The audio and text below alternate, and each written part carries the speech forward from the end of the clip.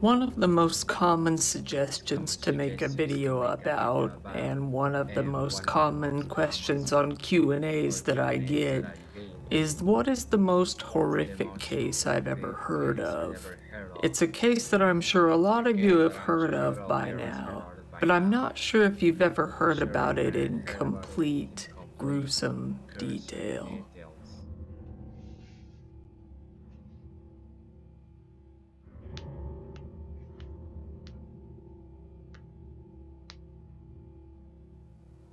This is the story of Junko Furuta, widely considered to be one of the worst crimes ever committed in human history.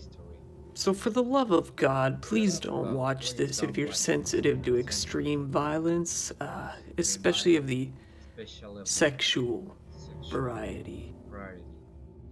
Trust me. Junko Furuta was a young woman who was born in Misato in the Saitama prefecture of Japan. Her family consisted of a mother, father, an older brother, and a younger brother. She attended high school at a school in Saitama while working part-time at a plastic molding factory after school. She was saving up for a big graduation trip she was planning. She was all set up to start working at an electronics store after she graduated. She was fairly popular and well-liked by her classmates. She had great grades and was hardly ever absent. She was active, attractive, and attracted a lot of attention, which made some people jealous. She didn't drink, didn't smoke, and definitely never touched any drugs. This made her seem very lame in the eyes of the thugs around the school, the Yakuza wannabes. One of the boys in this group was named Hiroshi Miyano. He actually developed a bit of a crush on her and wanted to get physical with her. He proposed this and she refused. Hiroshi was a pretty big bully in this school, one of the only ones actually involved with the younger members of the Yakuza at the time. Usually, nobody dared defy him. He couldn't believe that Junko actually had the gall to turn him down. Hiroshi did not take this well at all. He couldn't believe that anyone would ever reject him. He took it as a complete and total insult. He got together with a few of his wannabe Yakuza buddies and they all hatched a plan to get revenge on Junko. They would get another one of their friends to attack Junko and then Hiroshi would come to the rescue. After he won a bit of her trust, they could take her wherever they wanted. On November 25th of 1988, Junko was riding her bike home from her part-time job when an unknown boy attacked her and knocked her off of her bike. The boy who liked her, Hiroshi Miyano, was conveniently across the street while the whole thing happened. He came to Junko's aid and scared off the random boy. He then offered to escort her home. Everything seemed to be going as planned. While Junko didn't actually trust him, it seemed better than the alternative of possibly being attacked again. She didn't have any idea that Hiroshi harbored any sort of hatred towards her. She wouldn't have imagined that he would be planning anything like this. Hiroshi took Junko into an abandoned warehouse and revealed his Yakuza connections to her. He then took his time raping her over and over. Then he took her to a hotel. In the hotel, he called his friends, Joe Ogura and Yasushi Watanabe. From then on, he and his three friends took turns assaulting her. Unfortunately, this was not their first time doing this. as they had just recently done it to another girl in the past few weeks. They decided that they were having far too much fun to just set her free again. There was also the possibility that she would call the cops and tell them what happened, and they couldn't have that.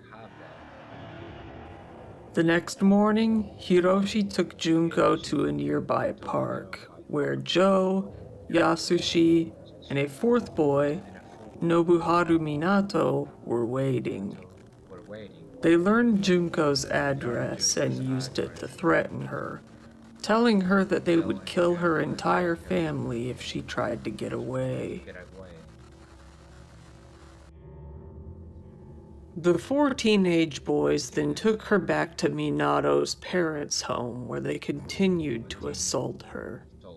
This is where, for 42 more days, she would be held prisoner. On the third day that Junko was missing, her parents were dealing with the police, trying to get her found. Knowing this would happen, the captors made her call her parents and tell them that she had run away and was staying with a friend, safe and sound.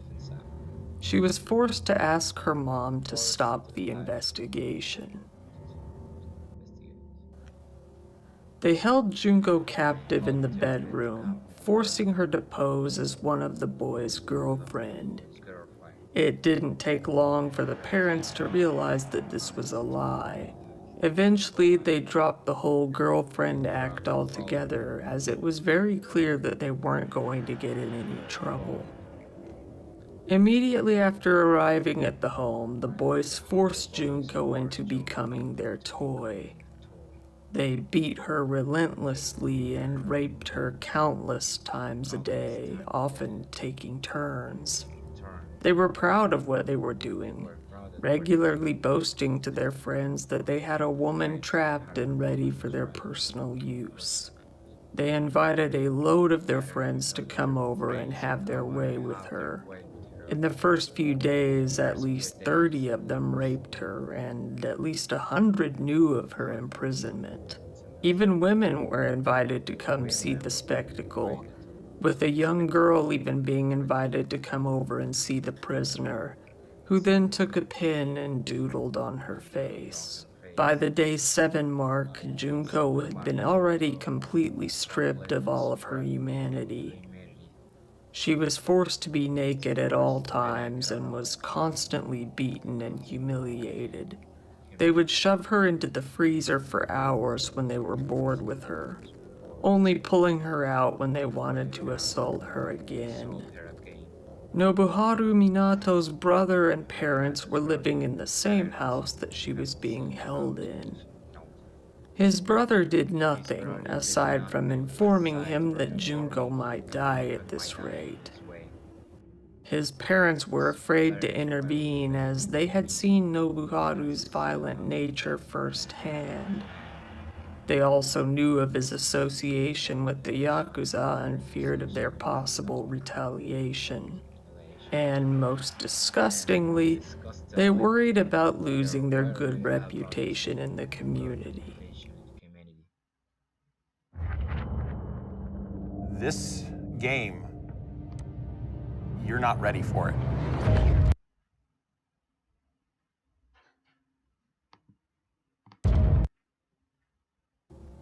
After about 10 days of this torture, Junko's body was already starting to fail her. Because of the ongoing, endless beatings, so much blood had accumulated in her sinuses that she could no longer breathe through her nose. Her digestive system was also beginning to refuse food and water. If she attempted to eat or drink anything, she would instantly vomit. This also led to severe dehydration. Anytime she would vomit, her attackers would get angry and beat her even further. A vicious cycle that had no end in sight. When the nights got even colder, she was forced to sleep on the balcony of the home in extreme cold temperatures, sometimes near or below freezing.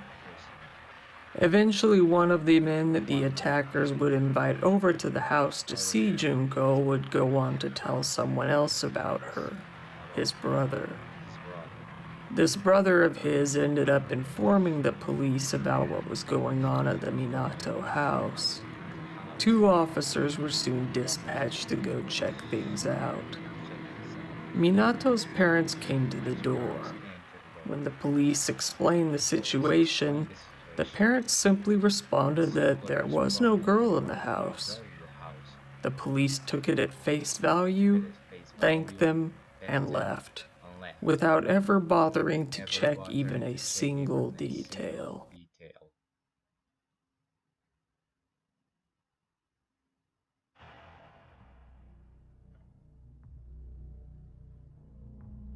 After 20 days of torture, Junko was rendered completely unable to walk.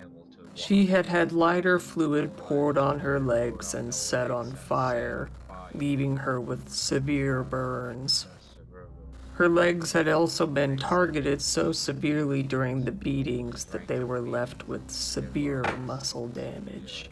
She was unable to grip anything with her hands anymore, as they had been smashed with dumbbells to the point where her bones were crushed and her fingernails were shattered. Some nights later, the attackers got more rowdy than usual and ended up drinking too much. Junko took this as a chance to try to escape. She crawled down the stairs from the bedroom and reached the phone downstairs. She picked up the phone and began to call the police. The phone rang and an officer picked up. Just as she was about to speak, Hiroshi came up behind her and grabbed the phone from her hands.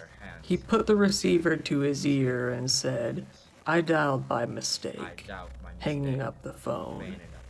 She was then pulled back into the bedroom. She was in complete terror, as she would obviously be severely punished for this. And she was correct. They punished her by holding her down and taunting her by waving a candle's flame all around her. Then they covered her entire body, mainly her legs, in lighter fluid and set her on fire once more. Afterwards, she started convulsing. The boys told everyone that she was faking it and set her on fire once again, only to put it out shortly after. Somehow, she survived. From this point on, she began begging her captors to just kill her and be done with it. They wouldn't grant her that favor. After being set on fire, they discovered a new way to torture her. The boys would hold her head against the concrete while the others would jump on it. One can only imagine what kind of pain and damage this would have caused. After about 30 days, Junko was no longer able to urinate properly. She had suffered severe damage to her genitals after they had been burned with cigarette lighters. She also had various foreign objects inserted into her, many sharp and jagged. Even fireworks had been inserted into her. The fireworks were not limited to only one orifice, as they were also inserted into her anus, mouth, and ears as well. She was left with eardrum damage so severe that she was nearly deaf at this point. Her hands and feet were so damaged that she could hardly move. At best, she could crawl. It took her over an hour to crawl to the bathroom. A later report showed that her brain size was greatly reduced by this point in time. Due to her hellish appearance, the boys no longer found her attractive. They used the same strategy again to abduct and gang rape another 19-year-old woman while she was on her way home from work.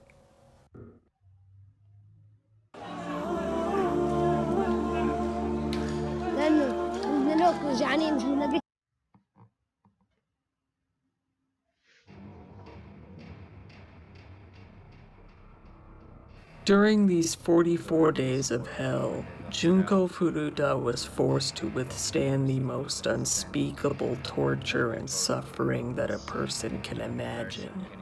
Some of what was done to her includes being raped many times every single day, day and night, in all orifices. More than 100 men are believed to have raped her by the end. Sometimes she was raped by up to 12 different attackers in a single day. Constant humiliation. She was forced to be left naked most of the time. Many of the men who raped her also urinated on her. She was forced to pleasure herself in front of the attackers for their entertainment. She was beaten physically every day. She was beaten with golf clubs, iron rods, bamboo sticks, and various other objects. She had dumbbells dropped all over her body and her head stomped against the ground, face first. She had hot wax poured all over her face with a focus on her eyelids. Her eyelids were also burned with cigarettes and cigarette lighters.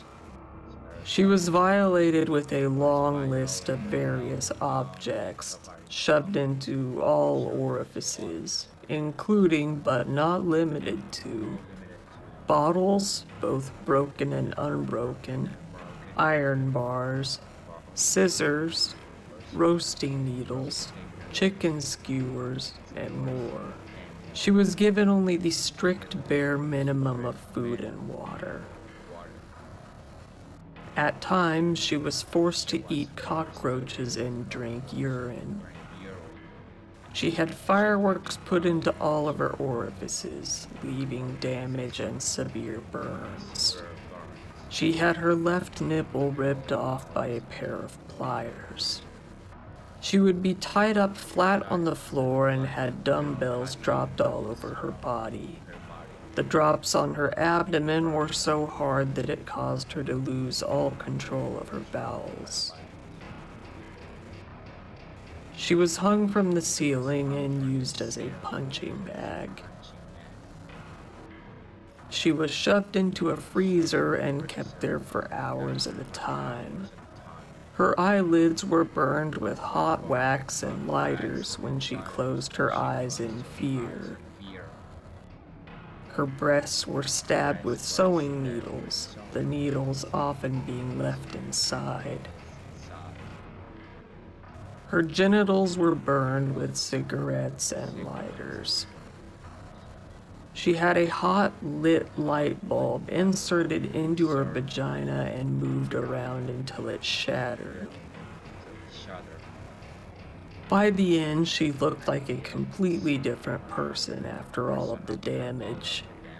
It was hard to even make out her facial features. Her body was severely damaged and crippled, and she smelled as if she were already rotting.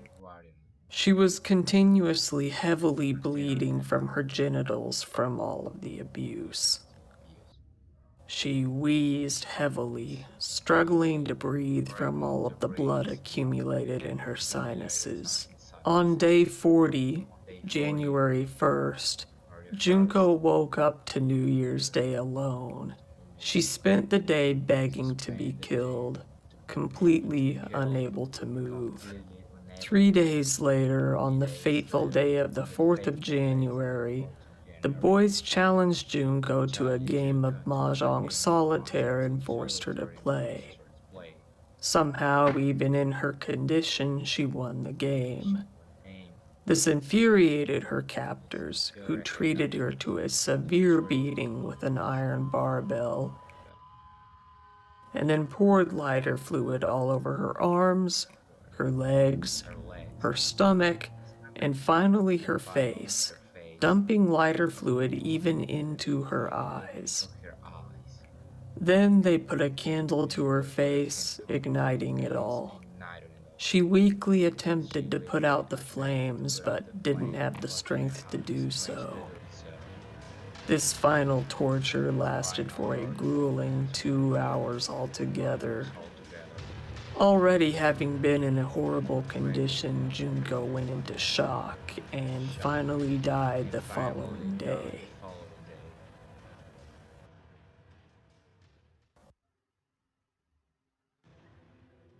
Minato Whew, what a video. Ah, it has been it has been a long time since I did this kind of practice. Um, I'm not pretty sure how I felt while interpreting this. Mm, well, one of the advantages for of being a student of this subject is that I was more focused on the interpretation more than the history. Uh, I mean, this is something that it isn't good. It isn't good. Unfortunately, I couldn't focus at all on the history, but the interpretation activity. But I I got some part of the history that damn I got in shock. Mm, I'm not pretty sure how I should feel uh, while doing this kind of work in real life. Mm, I think the most proper work for an interpreter is to be mm, neutral in this case, showing no reaction, showing no emotion, and showing no feelings. So I think that is the most proper work of an interpreter while doing her job. So its job. I'm sorry. Um, oof, this was interesting. Um, at the end, I didn't get shocked or something like that, but I was surprised. I was surprised because of the history and because I could get some words, some phrases, and some parts of the history. Mm, but I think personally that with practice and time, I will be able to develop my interpreting skills uh, for simultaneous interpretation, of course, and show no emotions, no feelings, and no surprises or something like that in the future. Of course, this is my first time doing this. Thank you so much.